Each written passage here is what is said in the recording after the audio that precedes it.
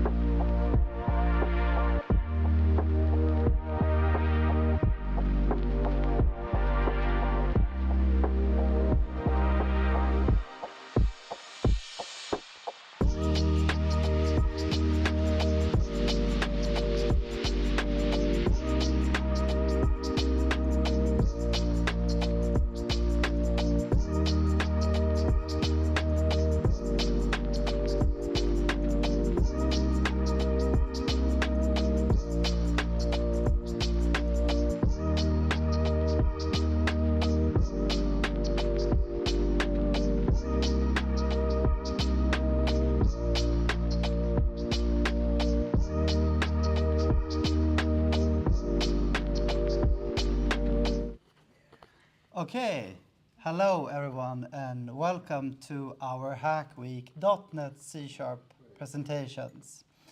Thank you. So we are 9 students here today who will present our work that we've been doing for the last 4 days. So these are full stack applications that we made that we're very proud of and that we are very happy to present to you guys today.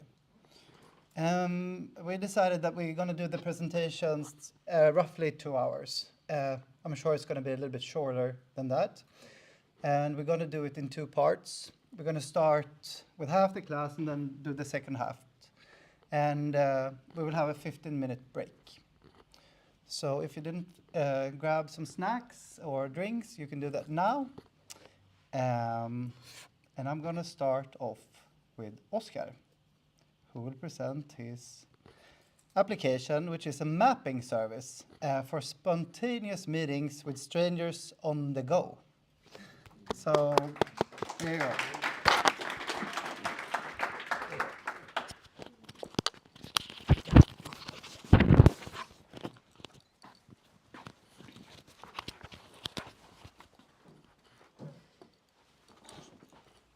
Hello everyone.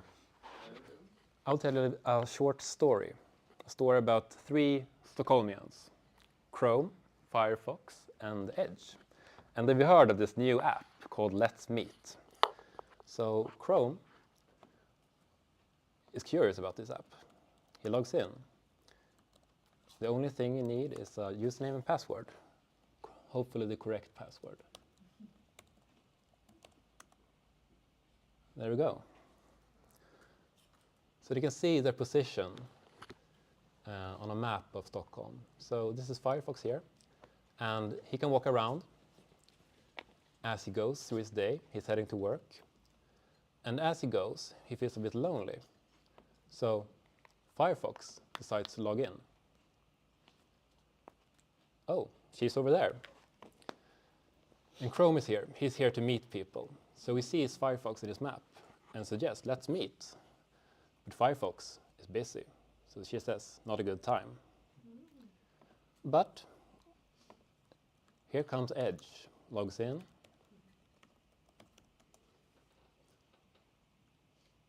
Oh. And Edge is curious about meeting Chrome. And of course, Chrome says yes. So the app suggests a meeting spot. Trattoria Montanari in this case. And it sounds like a good place, so they want to meet up. So Chrome goes to that place, and also Edge. And they decide to meet. Congratulations. They have met a stranger on the street, they have a chat, and hopefully they exchange numbers and keep in touch in real life. So with that demonstration, I will go to more talks about the actual mechanics of the app. So we have the backend, we have the front end. Most of it is standard C#, .NET, and React technologies. What was new for me was SignalR for real-time communications between clients and clients, with the server acting as a hub, passing forth messages. So with classical REST, we can't do this. The client always has to ask the server and get the response back. But with SignalR and similar technologies, the server can take the initiative and send out messages to each client. For example, the locations of every user of the app. And if some user wants to meet another user, it sends a message to the server, and the server sends back a meeting suggestion to that other user. So it's real-time communication. And it was a bit tricky to work with, but very exciting. I think it's a good addition to our toolkits as full-stack developers. And the other new part for me, of course, was Google Maps API. But it was quite easy to work with. They have a very good set of services. For example, places on the map. We can get info on places, like my app suggested a place. We got the name of the restaurant. You can search for different types of places. So a future feature of the app would be that the user can suggest, I want to meet people in parks, for example. And another one, I want to meet people at a bar. And it can come up with a good middle ground that suits both users. Also directions, of course. We have all used Google Maps to find directions to places, estimated time of arrival, and so on. It's pretty awesome. So this was the most, what I spent most time with. The Signal R part, we have a set of classes on the back end that has a couple of methods, and then a mirror of this on the front end, which has its own set of methods that has to match the methods on the back end. And that's how the communication happens between the back end and front end. So no controllers, no classical endpoints here. And on the front side part, we have TanStack Query as a state manager. There's a lot of state to keep track of, and using props to pass down state, I realized wasn't feasible. I started that way, but eventually you reach a threshold of complexity where it's just too much to keep track of at the same time. It gets too messy. So I wanted to have state. So I used React context, which kind of sucked. Like, it's not a true state manager. And then I switched to TanStack Query, which is made to handle state and communication, asynchronous communication from server to client. And a couple of hooks in the middle layer to communicate with the state, get the info there, and some components that uses these hooks to access and change what state is in. So thank you. I think that covers it mostly. That was my Hack Week project. Thank you.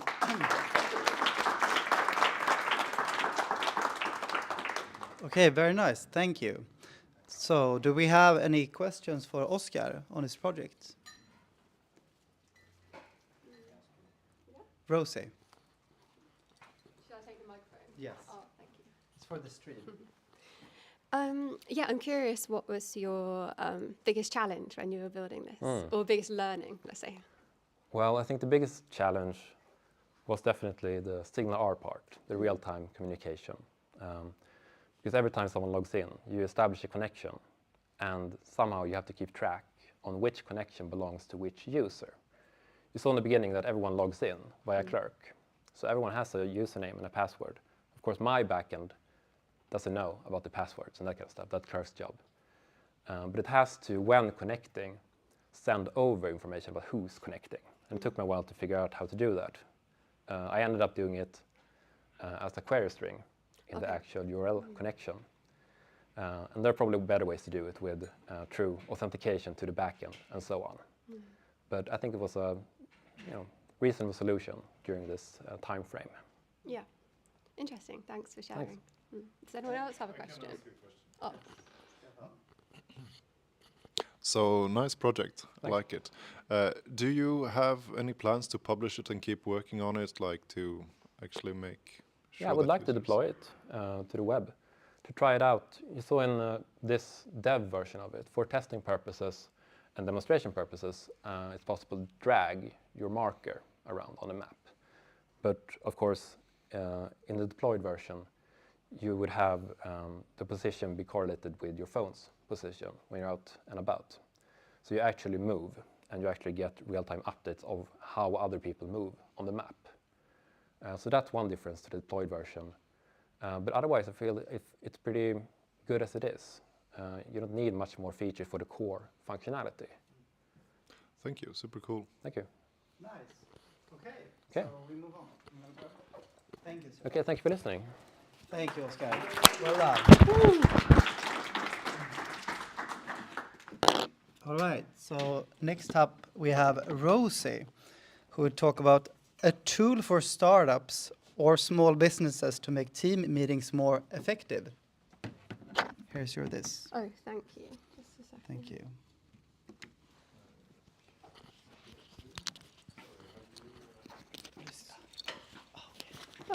Yeah, I think it should be.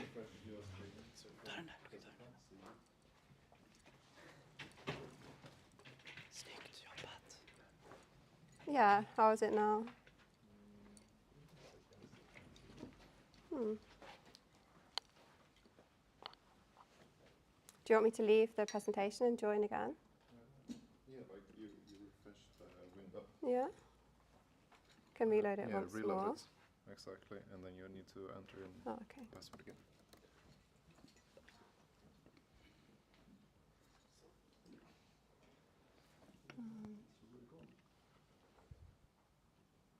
Okay. Should be. Oh, that should be coming up now. Okay. Okay, Oh, nice. beautiful. Okay, so here is my app. I got the idea because I've been in a lot of team meetings that were frankly not very efficient. And I feel like businesses, especially small businesses and startups, waste a lot of time in meetings. And since coming to Salt, I learned that there are more streamlined ways of doing things. So here we have TeamHub Sync Space. So it solves the problem of all voices in a team being heard, and also meetings being a little bit more concise and clear. So first, we can look at this. You can add a post to an upcoming discussion. So let's click Contribute.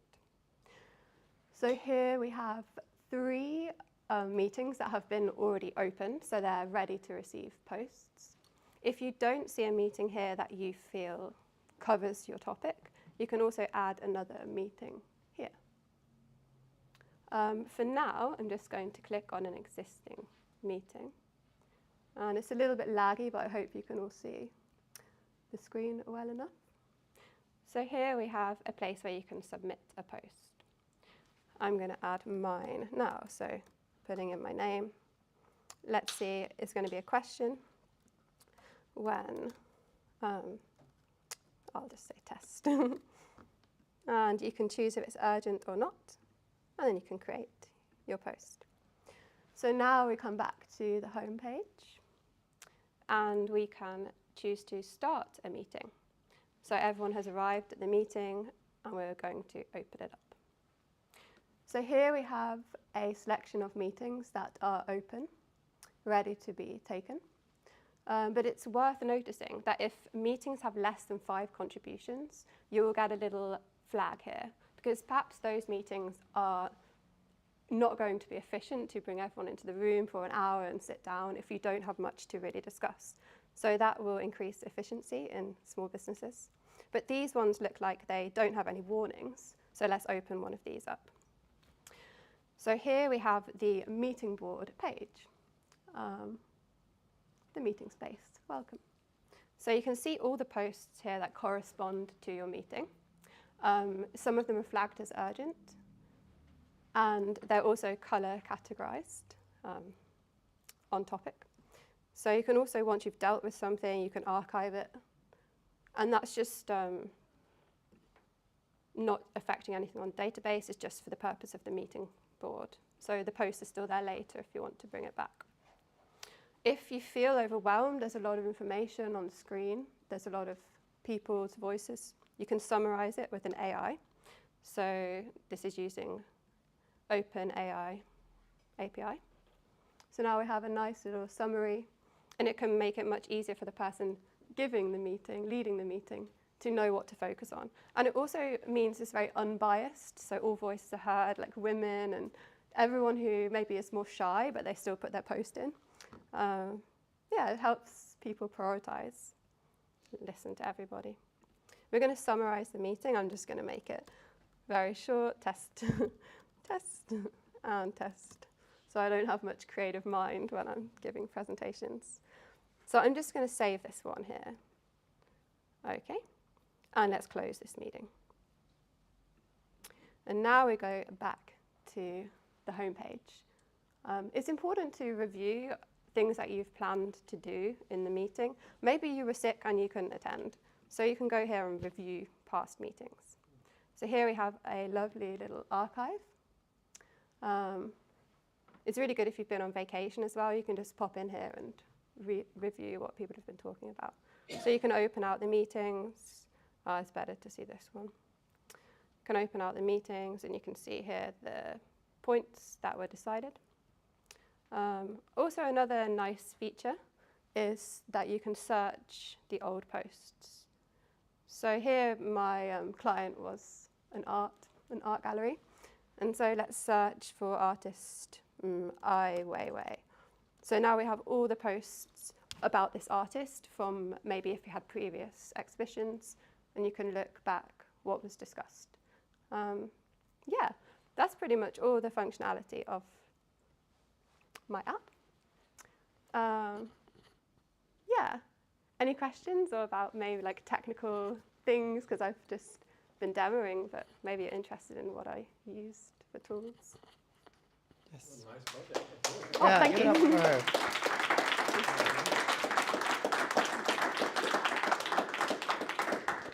Yeah, really nice project, but I have a question regarding Yeah. the state management of your project. Yeah. So, rather simple question. So I used React, and I used a few different tools. I have Tanstack Query, so that handles like fetching, and I have had a little difficulty with invalidating queries, so I just had to go through everywhere that I fetch and make sure to invalidate them so the data's really fresh.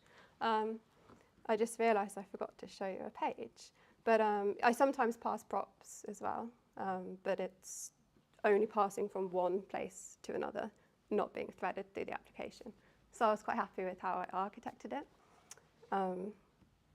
Yeah, I just wanted to show you the, let's see. Yeah, you can also see some recent ones, and you can see that mine is here. So everything is up to date. All right. Yeah. Any other questions? Yes. That's quite a lot of features to Yeah. cram into 1 week, but I'm sure you had something more in mind. But I'm not asking about future plans. I'm asking what did you think you would cram into this week and just didn't have the time for it? There were two things that I didn't have time for, but they were a little bit optimistic. One was maybe some meeting games, so they are similar to the retrospectives that we do here when we're in our mobs. And another one was integrating it with email, because I wanted to be able to send a notification when the meeting was upcoming. But I also felt like I have to prioritize. Yeah, it's really interesting because you have to have the end user, but when you're in Hack Week, you're the end user and you're the developer. So it's a conversation with yourself. Nice. Any other questions? Yes. I see that you integrated the OpenAI API. Yeah. Was that the hardest part of the project, or what? Actually, not at all, which is really surprising. That took just a couple of hours. I think the hardest part was architecting the models, having like a one-to-many relationship. And yeah, so it was just building like a classic backend that actually took a while. Thank you. Yeah. All right. Thank you, Rosie. Thanks.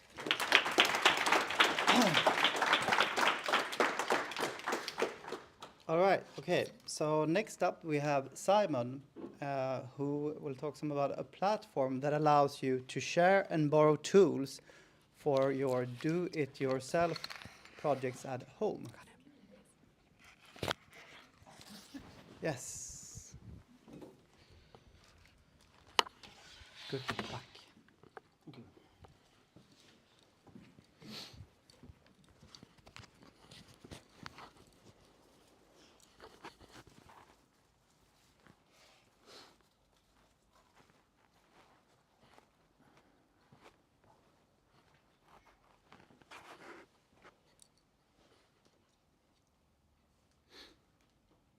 Is it delayed?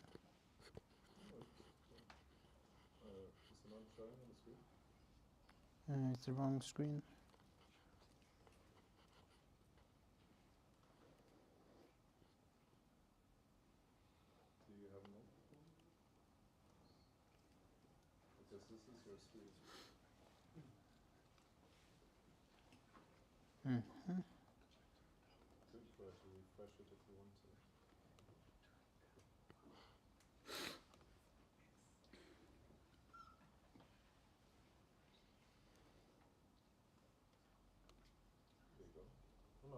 seems to be working now.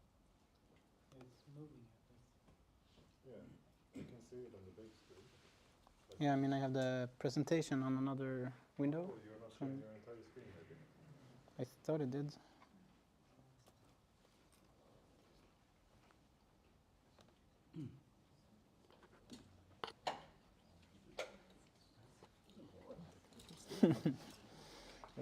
How does it look? Yeah, Yeah, right there. this. Yeah, is this this up, it's the- not changing. Yeah, but the Video Ninja, Mm. video source, window, share screen. I think entire screen. There you go. Share. You should get. Yeah. There you go. Thank you. Okay, there we go. Hi, everybody. So I've made a platform for sharing your tools and borrowing tools from each other. So like power tools in for construction. It is called Chartuli, and so the main reason for making this was to not have to buy new tools every time you have a little DIY project, or you just want to like have a bookshelf up on a wall and you don't have a screwdriver or anything. And also people mostly, a lot of the time you buy a tool and you have it stored in your garage or something, you don't use it that much, so it's a good opportunity to share. So I thought I would start by showing like my initial planning for this. So this is my first like logo version, or actually my last one as well. So this is the logo and the different the font I chose and the icon. And so I wanted to go for like a tooly vibe, and also like kind of kind colors. And so this is like the colors, and this is not like the final version. I removed the blue, so it's mostly black and yellow and white instead. Yeah, and so this is the first version of the page to the right. You're just welcome. And maybe I can zoom in. Maybe not. Well, it's okay. And this to the left is like the initial planning board. And that's the initial planning. And now I will go into the app. Okay, so imagine you bought a bookshelf and you don't have the tools to get it up on the wall, because when you get home you see that the wall is actually concrete, so you don't have a drill for that. And so you ask your friends, maybe you ask your family, do you have any like drill hammers? And they don't. Then you go online and you see that a drill hammer costs like 1,500 crowns. And so that was not the budget for this project. So you don't see a solution, and then you remember, well, you are a member on Chartuli, so you can go in here. So we can go in here and see if they actually have a hammer, a drill hammer that you want. So in here you have the gallery, and right now we can only view the galleries, view the tools, because we're not logged in. But we can filter this to see if they have the stuff we want. Search for drill. So we get two different options that other users have shared before. And then we can see that, oh, this is the perfect thing for me. I want to borrow this. But I can't right now because I'm not signed in. So let's sign into our user. So we have this user that we created. And it's a bad password, but never mind. And so this is the profile page. And here you can see the tools that you actually shared with the community. So they are available, except this one, because it's borrowed by someone. In here you can delete your tools. You can also see your borrowed tools here, but right now we're not borrowing anything. So let's go borrow the drill hammer. search for the same thing again, and get this, and now you can see you can borrow it. And so let's do that. And now when we borrow the tool, it disappears from the available tools, and then it's added to the borrowed tools in your roster here. And then if you're done with it, you can return it as well, and it will go back to the gallery. Yeah, you can also delete the tools you don't want to borrow anymore. Yeah, and that's my demo. Thank you. Nice.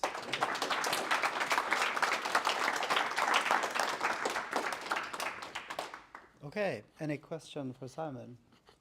Yeah, Oscar. Well, thank you for a very nice presentation. I think it's a very interesting project because we have similar issues in my housing association.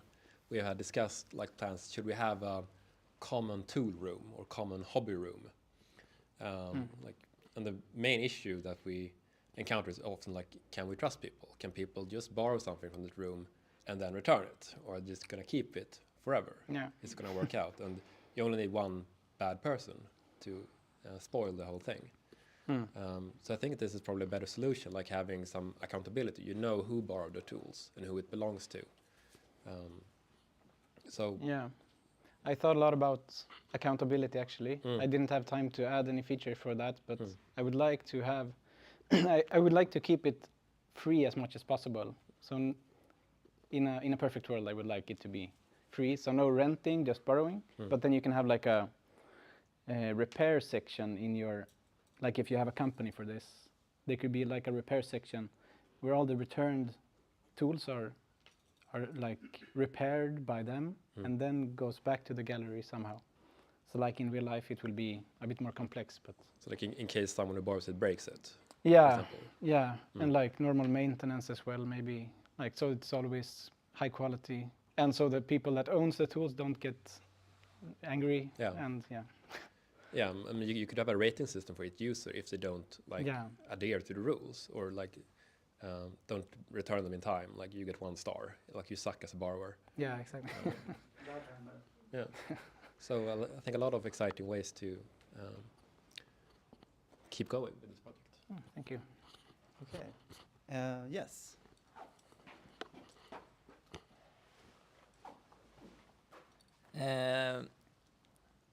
How do I know which tools I can use? Is it I like join a local group that share the tools in the community, or is like in this city you can get these tools? Yeah, so I also want as a future feature to add like a map where you can see the close ones, and then I haven't thought about a group, but it's a very good idea, like to have a community group where you share tools, and you can have different databases for each community. So yeah, that's also a very good idea for the future. Alec first. There you go. Can you also create postings for your own tools Right. that you want to offer? And can you see which of your tools have been borrowed, and do you maybe get a notification that it's been borrowed, etc.? You can share tools. Maybe I can show you that as well. It's really, yeah. So if we log in again to the same one, if you want to share a new tool, we can go here to share tool, and then you choose the file you want for the picture. So we can take this one. It's not shared right now, and then put some text.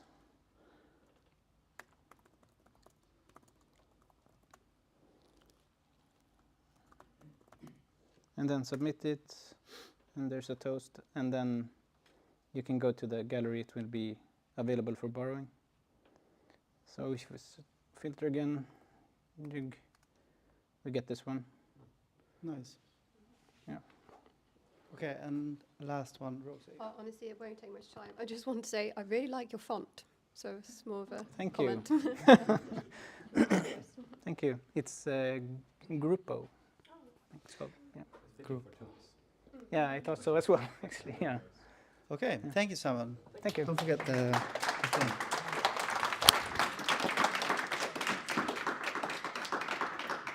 Okay, and next up is Abed, who will talk about a portfolio page maker geared towards developers. This is yours. Good luck.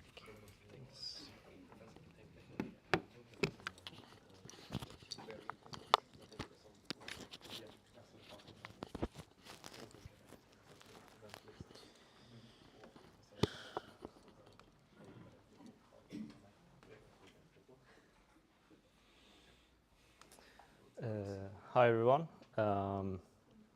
I've been developing an app called DevPage. Basically, it's a simple portfolio maker. You can create your own portfolio page where you can have your important information, such as your contact information, maybe showcase your projects, upload your CV, and have links to other relevant pages. So you should be able to, get a portfolio up and running in just a couple of minutes. When I started out, with wireframing my my app. So I just created some wireframes in Figma, and then I set up a Kanban board through GitHub Pages. Both of these were quite helpful for me throughout the week when building the app. So there are two entry points to my app. One is the dashboard where you can create the portfolio page, and the second one is, of course, the actual portfolio. So I've created a portfolio for myself. If we check it out. So it's quite simple. You have your resume, contact info, and some links to relevant links. Now let's take a look at how we can create a page.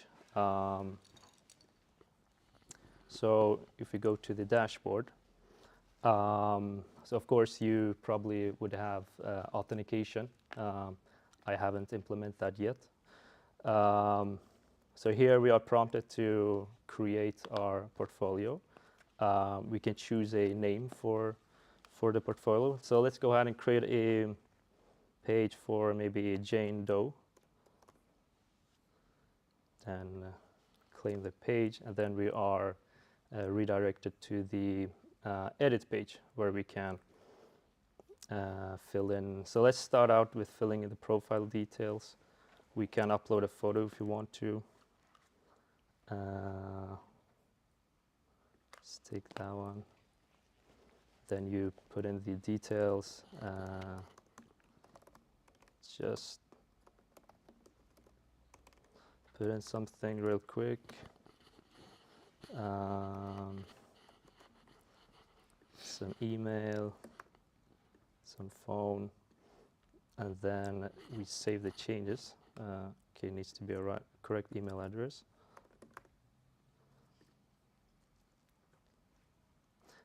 On the left we have the preview. So let's go ahead and upload a resume as well.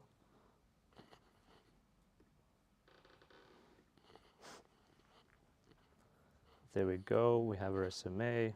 We can add some links. Let's just create some test links.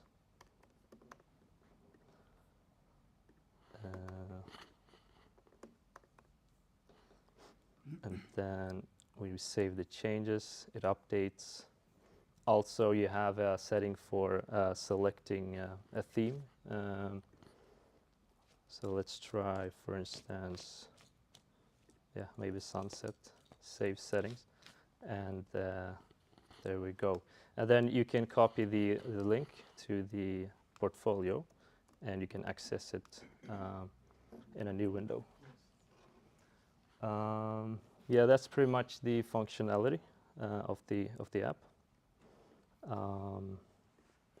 And then I have some future plans, some feature I want to add. So something I wanted to add was to display the projects, which I didn't have time to do. Also, I could integrate GitHub maybe to show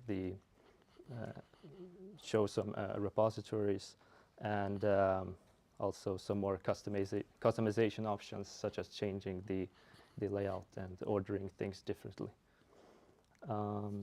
Yeah, that's pretty much.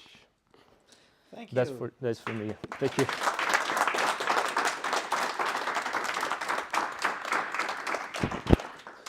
All right, so any questions for Abel? Simon? Thank you. So, what kind of storage are you using for your resumes? I'm using. I wanted to use Azure storage at first, but then I went for Supabase. It's called. I thought it was quite simple to just set it up. Okay. Yeah. Thank you. Nice. Anyone else? Oscar?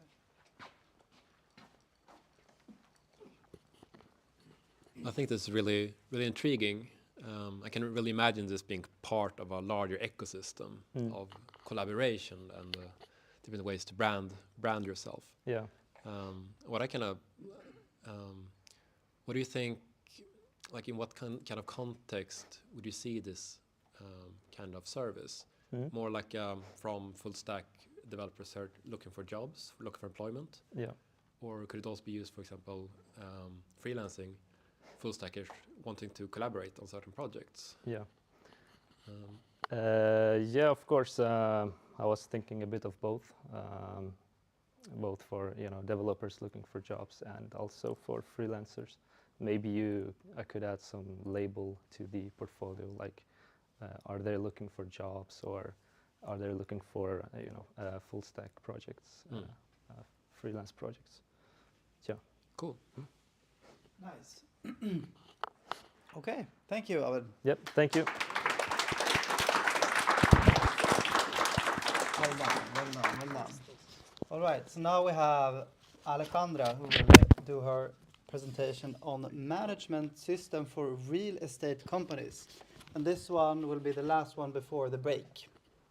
Yes. Yes. Thank you, Axel. Thank you. Good luck. Hello. Hi.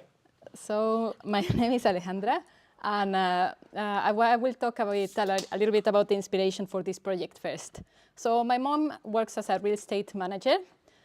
In their business, they have a website to display the properties to the prospective clients. However, they don't have a centralized system to manage everything else that needs to be done in the business. So documents, information related to properties are scattered in email threads, in physical files, in personal agendas. Also, a lot of the communication between clients and agents happens over the phone, and without proper record keeping, this often leads to problematic situations. So I have developed a system to smoothen out the management experience when it comes to managing a real estate company, and it's mostly about keeping all the properties files in one place. So if we go on to the demo, this would be your typical real estate website. But in this case, we are logged in already as a manager, so we have access to a portfolio and to the dashboard.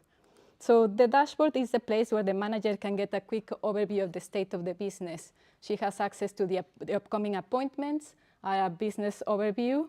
She has access to the latest updates of properties that are under offer.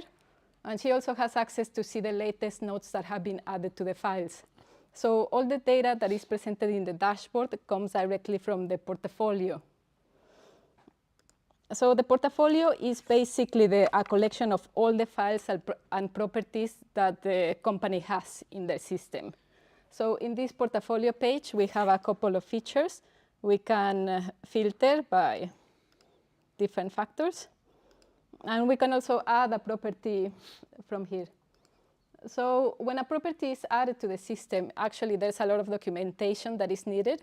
We need general details of the property, we need documents from the property, details from the seller, documentation from the seller. But for the sake of this demo, I'm just going to keep it real simple.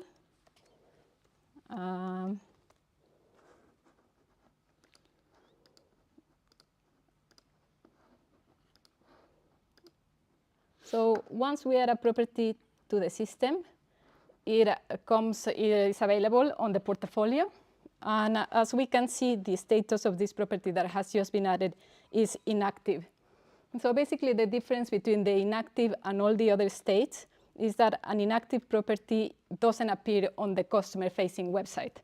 So if we go to our properties, it wouldn't be there. It wouldn't be showing for prospective clients. So the moment we change it to, let's say, active, the status is updated, and now we can come here and it's available there. So it's just a way to basically connect the system to the main website as well, because otherwise, as my mom has it, they have a website that is just the website to manage their properties that they are showing. So if we look at another file with more data, so this would be a file that has more information going on. So we have the person that is managing the sale, well, the agent that is in charge of this property, the name of the property, price, commission, details of the seller, general information about the property, details of the buyer, and we have a breakdown of the documentation that we have available and the documentation that hasn't been provided. So the admin would be able to access everything from here. We also have notes. So there's a lot of communication going on between clients and agents. So it's possible to just leave a note here of like an interaction. It's like, he called, wants to buy now. So we add the note to the file, and if we would go back to the dashboard now, we can see that this note is here as well. So this removes the need for communication all the time over the phone. So my mom can just come here every morning and see what has happened with the properties. So yes, I think that's mostly it. The status on the offer has another sub-status going on because between the moment that an offer is placed and when the house is actually sold, there's a lot of back and forth between making appointments, submitting documentation. So we have another status just to know what are we waiting for, because sometimes it's like, why are we waiting? So by having this status, it also gives more information to my mom, and she can see from the dashboard what's going on with each property. But yeah, that's it for my presentation. Thank you.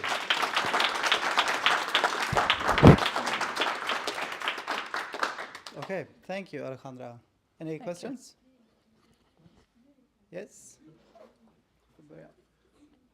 I think it's very, very impressive project. You seem very knowledgeable about the subject, and of course, if that's what your mom works with. Thank you. And I can have similar thoughts in the work we do in my housing association, BRF. We also have a lot of scatter that you described. Like we have email threads, we have WhatsApp conversations, different pages. So it would be awesome to be able to integrate all of that in one system. So I think it's a service that's very much needed for many companies. Thank you. And I imagine in your models, like each property is quite a large, complex object. Yes. And did you mirror that model on the front end as a separate like TypeScript? Yes, so I have one property model, but I have tried to break it down as much as possible. So the seller has its own model. So in the property, we have a seller, but like the characteristics of the seller are broken out to their own object. The same for the property details. So I have tried to slim it down as much as possible. I think one of the main challenges for my app was particularly that, because there's a lot of data that's, I'm working with a lot of data. So keeping it as simple, as logical as possible was like the biggest challenge. But yes, when the information is fed to the front end, in the case of the admin page, I do send the whole file, let's say, with all the details that it contains in the front end, as in the properties, in here I have a DTO just to pass on the minimum required information for the public. So my mom would only have access to all the details, but this would not be available elsewhere. Okay, and then you have a TypeScript definition of this very same DTO on the front end. Yes, okay. yes. Cool. Yeah, I work with TypeScript, so I have types everywhere. Okay, Yeah. cool. Okay, nice. Okay. No, I just thought it was you built a lot of functionality, and the objects are, as you were saying, complex. So I can imagine there are lots of other things that you thought about that you could do. But for example, one thing that that popped up in my head is that if there are documents missing, for example, in an object, maybe that could be visible with some kind of indication in the overview list, for example. Yeah. Particularly for the documents, I think it's important just to make it, because when people are working, they continue working without the documents, and so at some point it becomes crucial that they get that documentation. So I thought it was important to highlight that some documents are not there, but I just didn't go to it. No, I understand, but it's impressive. It's really, well done. Thank you, thank you. Nice. Any other questions? Okay, so we're gonna have a 10-minute break until 3 o'clock then. So do what you wish. You're free to do whatever you want. Nice job. Cool. Thank you. I think I showed everything that I wanted to show. So. It looked really nice. Really nice. Thank you. There's a lot of smoke and mirrors in there. You know how it is.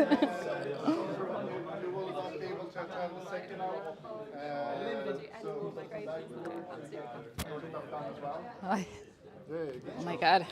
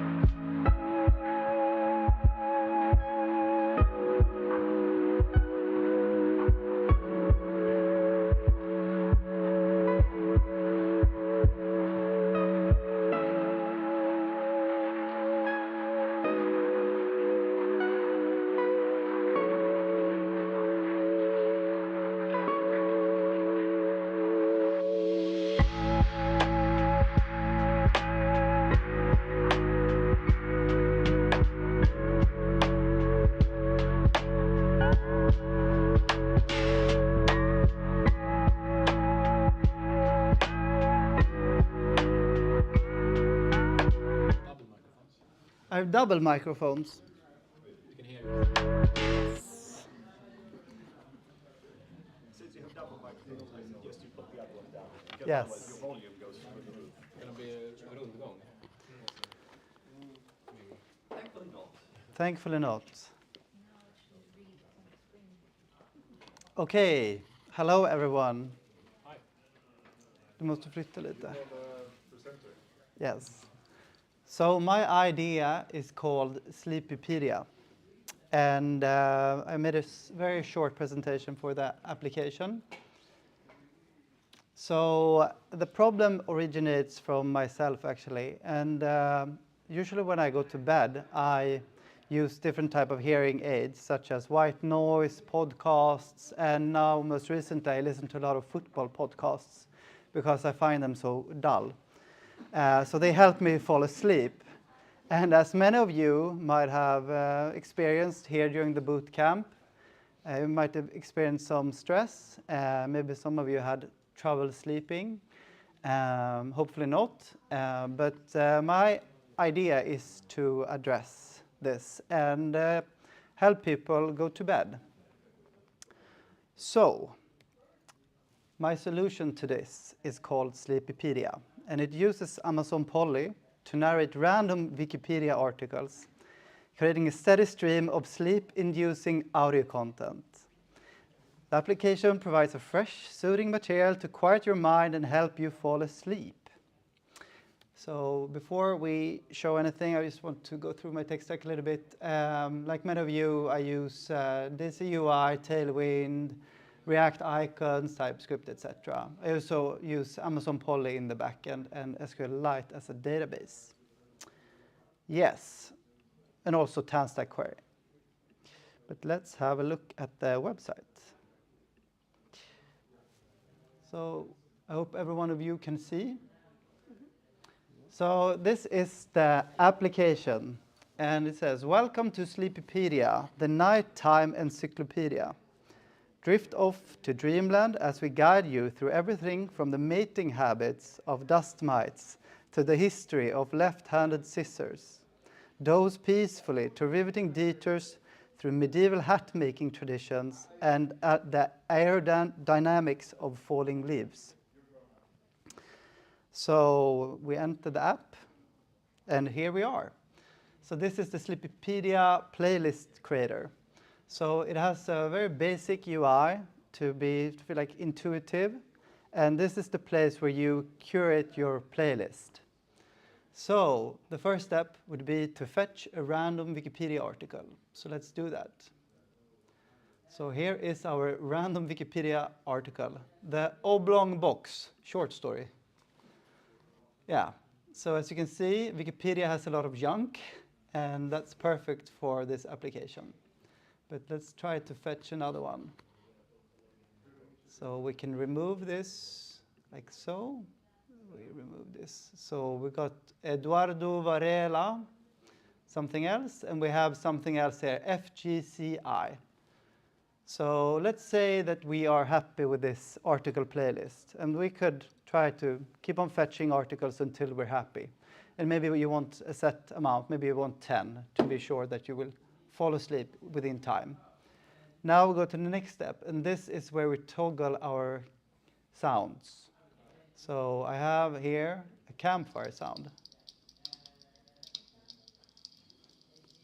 And it's possible to make it louder and more quiet. Maybe we also want to have some ambient sound. Let's do it like this.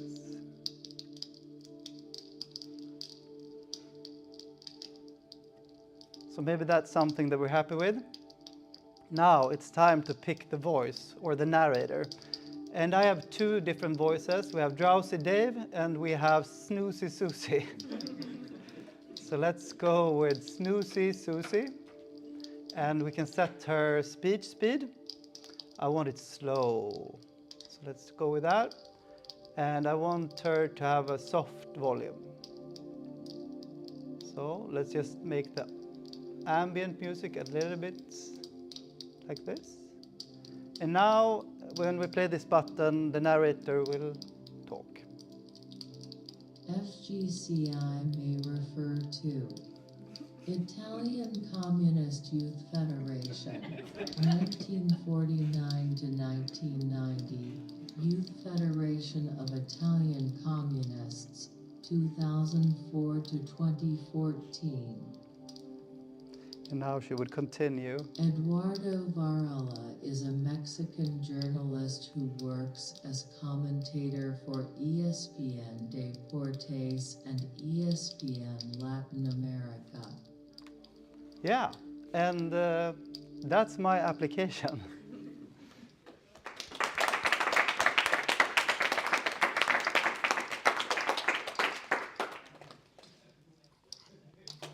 I should have a cricket. Any questions? Simon. Very nice. Did you try this? Did it help you sleep? I actually did this yesterday night, and it worked. I fetched like 12 articles, and I managed to sleep. I used the rain sound, though. I like the rain. This is what we have here. Oh. Yeah. Did you dream about the Italian communists? No, I dreamt about the Amazon Polly API, which was so troublesome working with. Yes. Maybe a rude question or something, but do you need Don't your? be rude. Okay. Well, do you need a database for this? No. Okay. It is just part of the full stack. But I do have a big database, and it's for persistence of the article playlist. So it could be nice. Let's say that you found 10 articles that you really, really like extremely boring subjects that makes you fall asleep. Then the nice thing about it is that when you go online again to the website, the articles will still be there. Yes. Yes. I have a curiosity more than a question. Do you think it's possible to maybe when you add these random articles to kind of have an estimation of how long each article would be read so that you know, oh, I usually need like 30 minutes to fall asleep. So then you kind of queue up enough material. That's an excellent feature that could be implemented. So let's say that you add a bunch of articles here, maybe something like this, and then it would say at the bottom here, total playlist time, sort of 1.5 hours or something. That's a really smart idea. Thank you. I might implement that. Yes, I think that's it. Yeah, very nice. Thank you.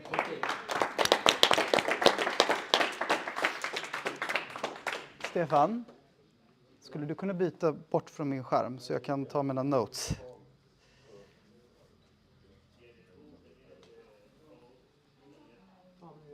Har du micken? Har du micken? Ah. There's a sound somewhere. Oh. The generator could take like a number of minutes. Yeah. Say, I say 30 and then it fetches automatically. Yeah, that could be something as well. So, There are you. Okay, so thank you, Axel. Now, next up, we have Carl. He will do a presentation about a project, which is a job marketplace for lunchboxes. Yes. Woo! Okay. Med Amazon Polly, är det att man betalar för tid liksom? Du har 5 miljoner. Okay, so welcome to my presentation, and I will talk about my weekend Hack Week project called Foodbox. So, what is the purpose and motivation of this project? Well, it's like when you're a student, perhaps, or just kind of lazy and don't want to make your own lunchboxes. I figured there might be a market for people that want to pay and people that want to are available to cook for other people, sort of like a private chef or something, but for the common man. So that is basically the motivation of this, for some people to not have to make their own lunchboxes, and for some other people to make some extra money.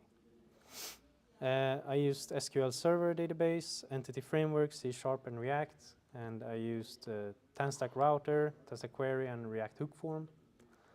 And now I will go to my tech demo. So we basically have a bunch of posters here. I haven't actually gotten like the images to work really, but yeah. So these are post ads or job posts that some person has made, and like in this case it's mock users. But we can check out the guy who wants he wants cook me some pork, or cook me some please, and it's pork. And this is how much he's offering. So you can check out his profile, check out active deal, come back here again. And now we can take this job. Okay. So now if we check my profile, Carl Hasselberg, we see that yeah, here, the pork here, except exists here. And now if we go to the mock users again,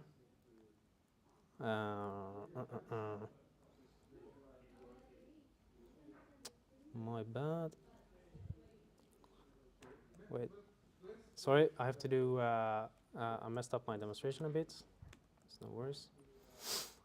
I will create, because I have to make my own deal. So let's make a test here. Okay, and it's called test 1. So let's go back to this, and I will take this job instead. And I'm logged in with my other account here. Whoops, this is a bit strange. I have different. Okay. Accepted this. I think I have messed up a bit in my code, but basically I had functionality before that you were able to press complete and abort the jobs when they were working before. It was working before, sorry. Just before the presentation. So basically there was a functionality to show that you could have the job written as completed and the job written as aborted from the creator profile. And that would also go to the be seen on Carl Hasselberg's here. So here it would be like completed, and things like that. I'm sorry that's not really working right now. I don't understand why it's not. I think I might have closed my code or something. I'm sorry for that. But yeah, that's the functionality of the project at least. I would like to, okay, let's go back to the presentation.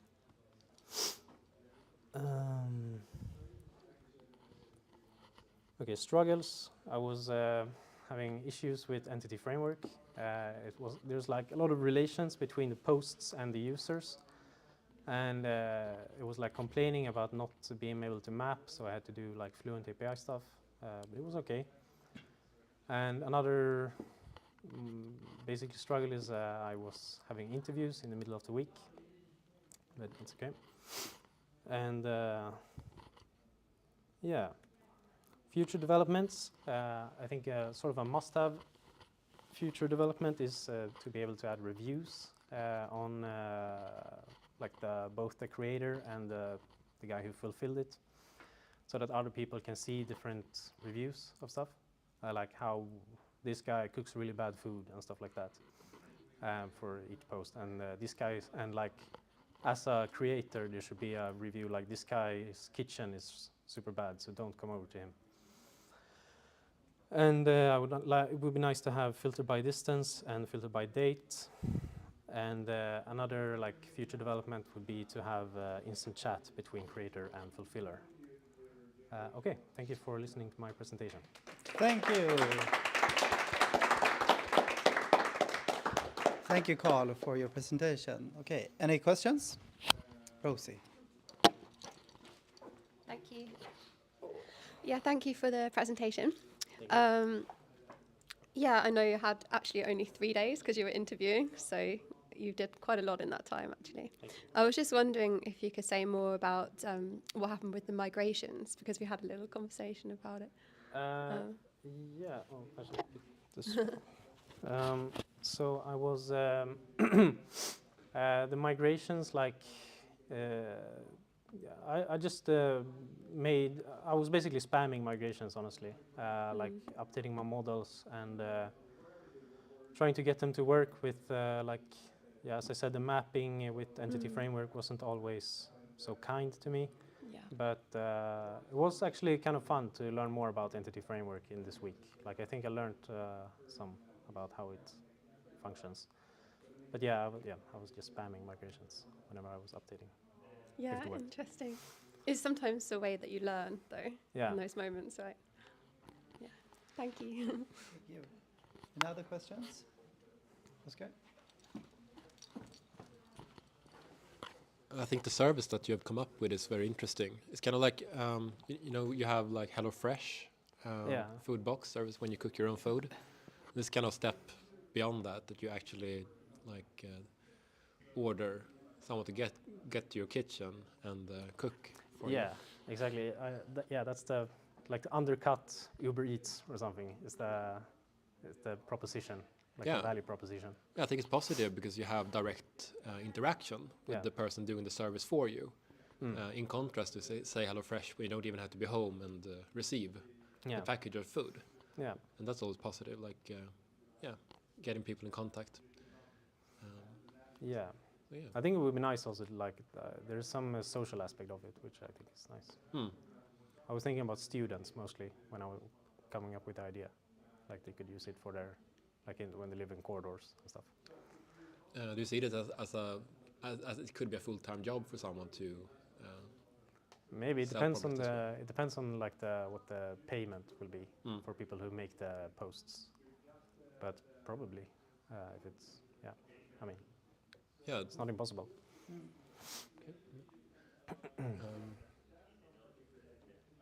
There's one more thought I had, that like, you know, TipTap. Yeah. When you want to like move things to that's recycling. That's a good. They have a system where people you set up like photos of what you want out of your way, and you give it like a price, and then there's like a bidding war between like everyone who just takes it first. Gets it. Yeah, something like that would be nice to have. That's definitely a good idea, a feature. Cool. Thank you. Okay, thank you.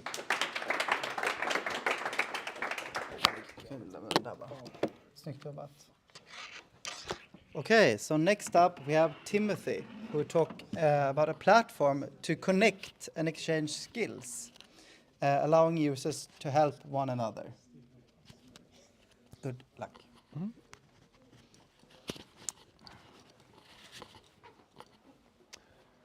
Hello everyone. I made an app called SkillSwap, and the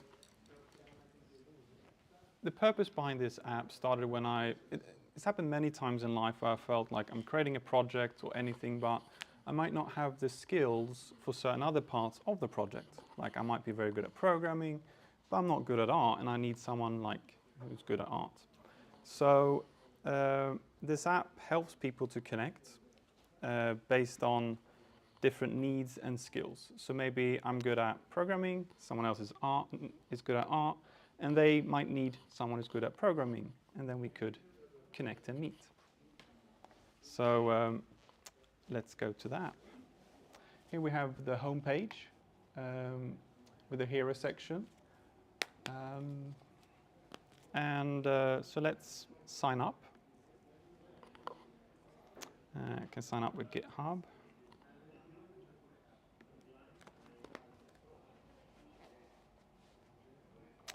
Yeah, so we can upload a picture, so we can take, everything is pre-made here, so let's take this picture, and we can call him Erik Karlsson.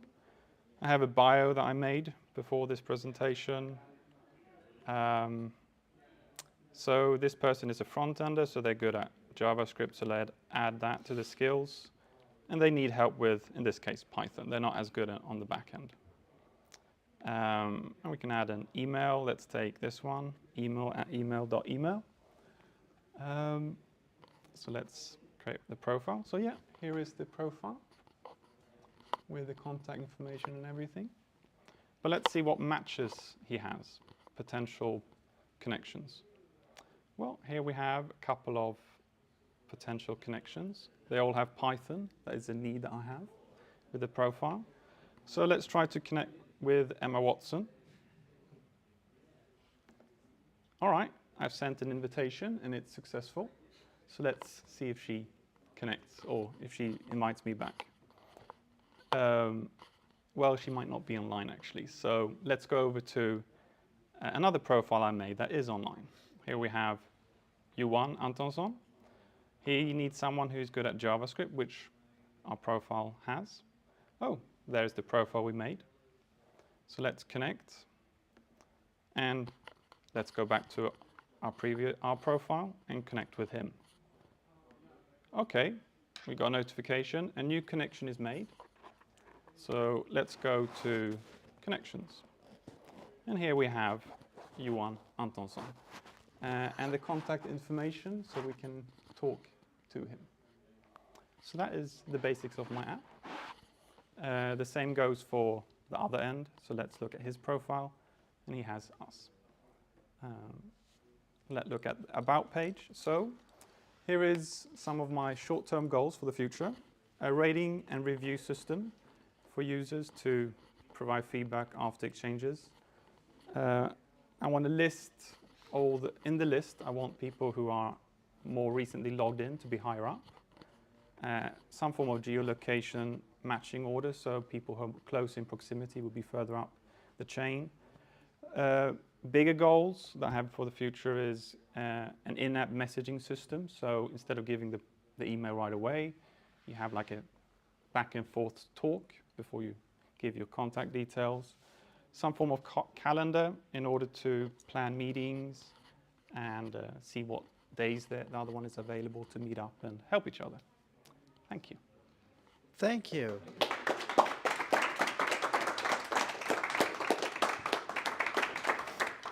So, any questions? I actually have a question, if you don't mind. I was curious if you thought of, let's say that I would need help with someone who has knowledge in JavaScript, and it's quite a lot, maybe a 2-day full work, and what someone is returning is half an hour, like you see what I mean? Like there could be. I agree that there could be differences in how long something takes. But that's also up to you to choose who you connect with. So if you feel the person, their needs is not, takes too long, and the other, you can just neglect them. Yeah. But yeah, I would agree. Maybe I would like to add even more features, like maybe a way of rating, or you take maybe how long I don't know actually, to be honest. But or that you set an estimate for how much time, and then you can be matched with someone who has the same estimate. Yeah. To make it fair. That could be built into the calendar maybe in some way. Yeah. That's it. Yes. Thank you. I really like the design of the page. Did you have some outside inspiration, or did it? Okay, do you want to share? I got inspiration, of course, from Skillshare. That's one. But they use green a lot. So I also tried to see some other like dating apps, because this is kind of has similar vibes. So I choose Bumble, which had a lot of yellow. And so I combined those two in the design process. Nice. Thank you. Yes, thank you so much. It looks really nice. Yeah. We have one more question before applause. Yeah, just to continue on what Axel was talking about, I think there's a balance between fairness and trying to quantify something that is very difficult to quantify, like people's time and how much is someone like if someone is better at, more experienced with JavaScript, is that person's time more valuable than Yeah. a beginner of JavaScript? I agree. Like I was thinking about maybe implementing. I didn't write in my bullet points, which I should have, to have a like you rate your own skill. So maybe you're beginner, intermediate, and it's in that way. Yeah, cool. So you can like match. I think this is a like fairly advanced project. I need someone who's at least intermediate at this, like more like fine-grained matching maybe. Yeah. Okay. That's a Cool, viable option. Thank you so much. Woo. Don't forget your. Yes. Thank you. And now on to our last presenter. We have Stefan, who will. Yes. Yeah, thank you. I'm done. Who has an idea on action cards, a way to make you do the things you want to do.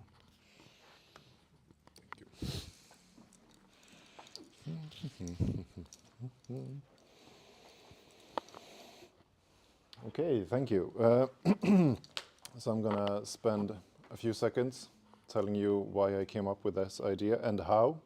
So a few weeks back, me and some friends were talking like, you get home and you have all the things you want to do, like you want to do some drawing, you want to do other creative stuff, but you end up spending all your time looking at YouTube instead.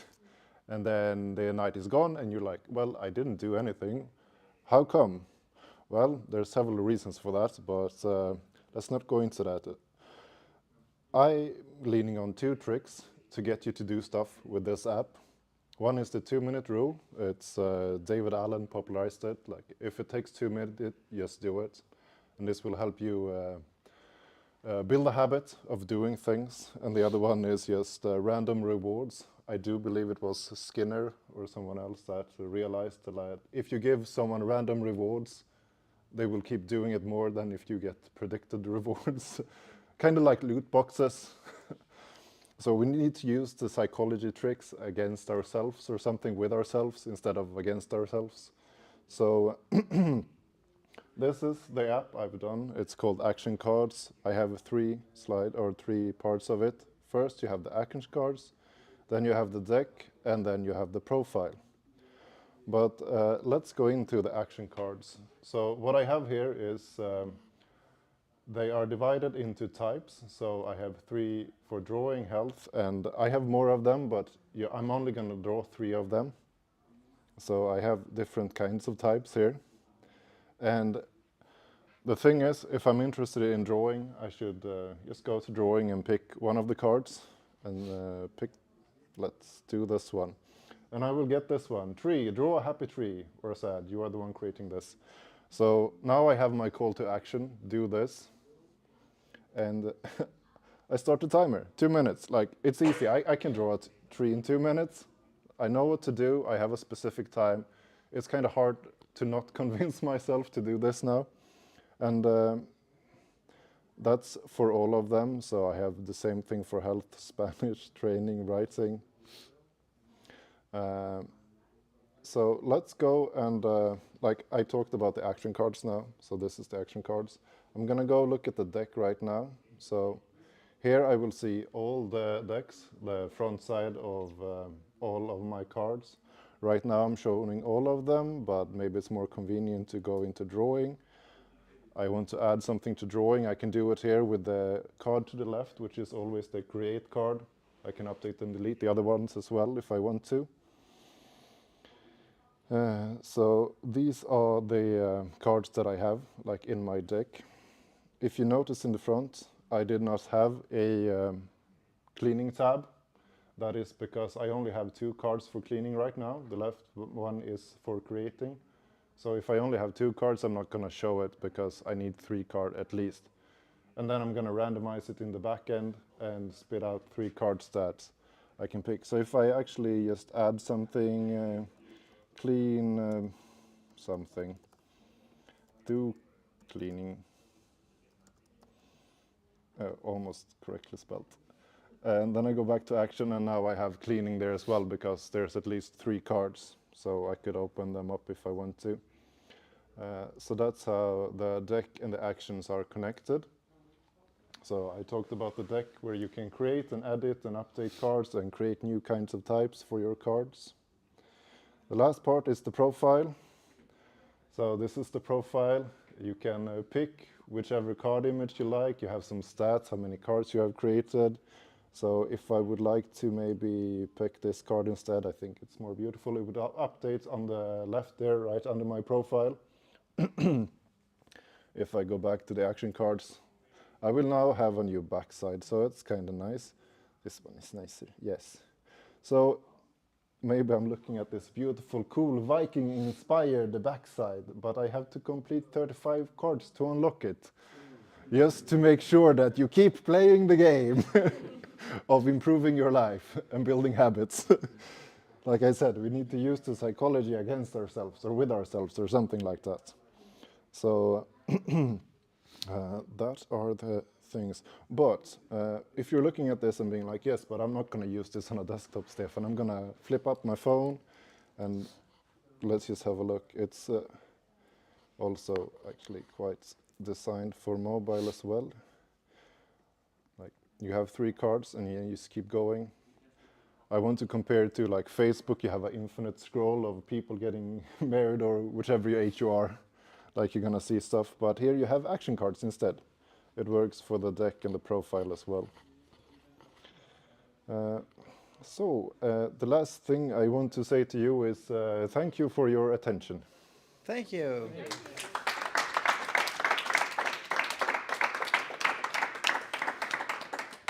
Okay, so anyone with questions to Stefan? Yes. So maybe like, are you gonna do like random drops? I have a lot of ideas with this, and I realize I don't have time to implement everything. First of all, you can create the cards, but I want basic cards as well, which everyone can just adopt, because there's a lot of things that all of us need to do more of that we do not. So you can get inspiration from them. Yeah. But I like the idea of like random drops. Do you Yeah, mean like by the card backside. backs or? Yeah. Yeah, sure, of course. We're gonna add more cards to incentivize you to play the game. But I thought you meant like tasks. No, I meant the rewards. Because that would be funny, just adding tasks to someone else. Yes, exactly. But this is also, of course, like you keep track of everything yourself, so it's quite open to being like cheating, but it's for you too, so I don't know. Yeah. Okay. Oscar. Yeah, I really love gamification of stuff. Like it just gets my head like spinning with so many ways to like RPGing the shit out of stuff.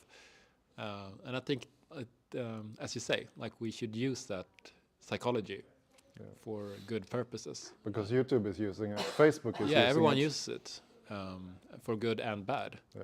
So we need attention. We need counter forces to exactly. the bad, like this. We need to realize we're not enough. Yes. We need to fight fire with fire. You know? Exactly, that's what I'm aiming for. Okay, cool. Thank you. All right, thank you, Stefan. Thank you.